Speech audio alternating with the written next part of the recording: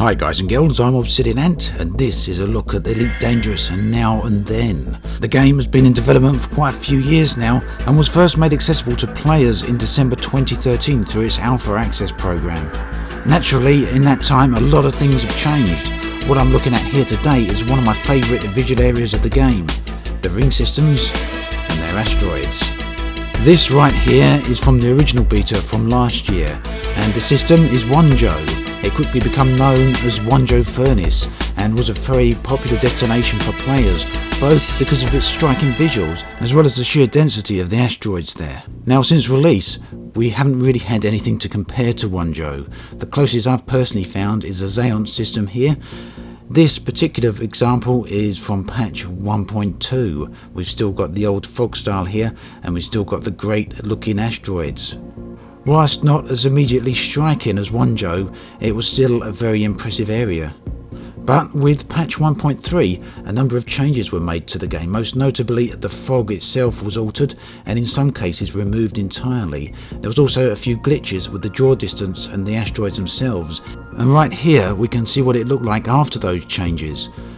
Notice the fog is completely gone and there's a colour mismatch between the asteroids in the foreground and the asteroids in the background. This caused a fair bit of controversy and also incited a lot of claims of Frontier downgrading the graphics. Frontier insisted that wasn't the case and that hopefully at some point it would be fixed. Well, this is how Xeon looks in 1.4. We've got a return of the fog, although not quite to the extent of what it previously looked like, but I personally think this looks actually very nice indeed. And gone is the asteroid colour mismatch between the asteroids in the foreground and the asteroids in the background. So once again we've got quite atmospheric ring systems, something that's been missing for the game for a lot longer than I would like. I absolutely adore flying through these sort of areas, as I've said many times before. Now regular viewers of my videos will know I do like using a graphics mod here and there. So I wanted to take a look at what Elite looked like with EDFX. Here is an example with the natural graphics. This is the default options, no graphics mod installed. And here is what it looks like with EDFX. The top is the default graphics and the bottom is the ring system using EDFX. Now the contrast is perhaps up a little bit too high on the star, but I do like how bright they look. And the glow it casts across the rest of the system really does give it a lot of atmosphere here. So it would seem Frontier have worked very hard to get things back on track again. So before we proceed, let's just have one more look at how the graphics did look previously and how Frontier have fixed them.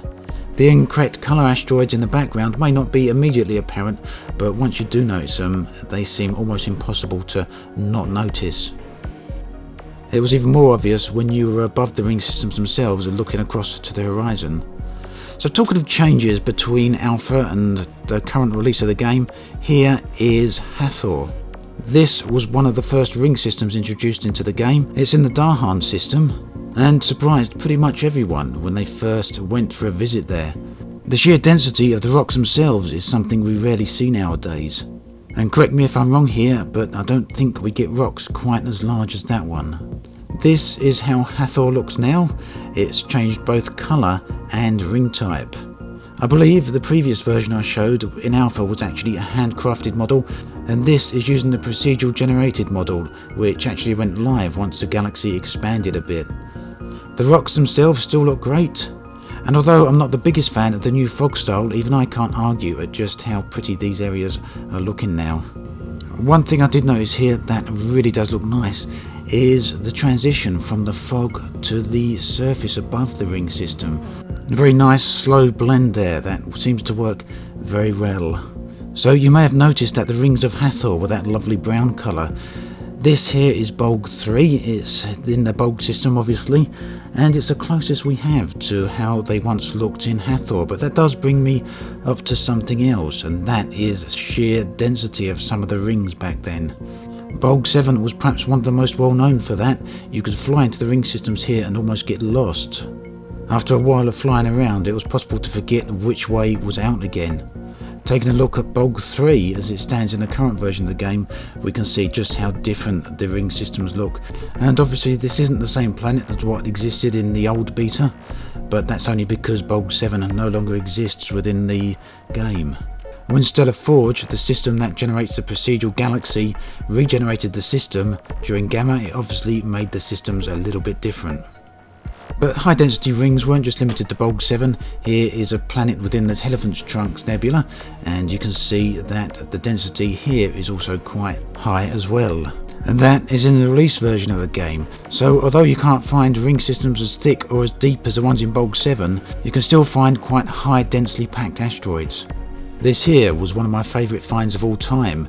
It's the first ring system I went to within a nebula. This is Barnard's Loop, and what struck me immediately was how the asteroids reflected the red of the nebula around it. We can see again how that's changed a bit with the newer releases. They don't quite reflect the light in the way they once did, and the fog of course is a lot thicker when you're above the asteroids here. You don't quite get those same gentle gradients that you once did. But of course this is significantly better than what they were looking like in patch 1.3. Now there's a reason I'm doing this video, and it's not to slag off the graphics or have a go at what Frontier are doing or complain about the downgrades. As you know by now, I really do like Elite and the galaxy and the world they've given us. And the point of these comparison videos is to see how far Elite has come and what it looked like back in the previous days.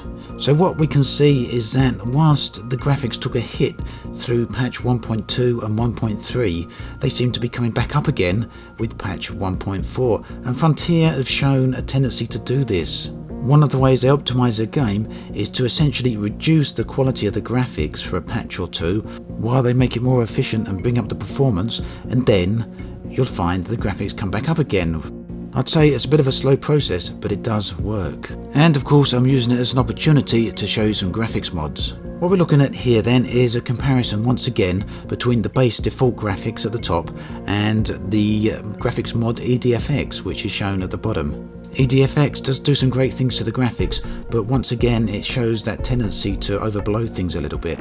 Here on the other hand is Reshade, a slightly different mod working on the same principles but with a slightly different implementation. Now this I really do like. In this video's description is a link to another video that will show you how to install and use these mods for yourself. At any rate, the short of it is that although Elite in many ways looks a lot different to how it once looked a long while ago, it is heading in the right direction. And for those of us that have been worrying that the graphics are being downgraded, I don't think we're going to have to worry about that for too much, as Frontier have shown here that they are keen to get the game looking the best it possibly can, whilst at the same time keeping a decent performance.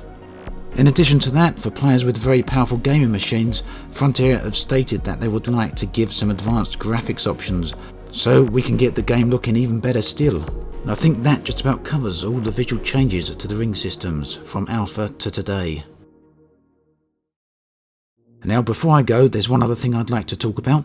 I mentioned on a previous video that every so often I like to do a shout out to other Elite Dangerous YouTube channels, and this one in particular is very good. It's by Cornelius, and he has some excellent content as well as provides some of the best Elite Dangerous tips you're ever going to find.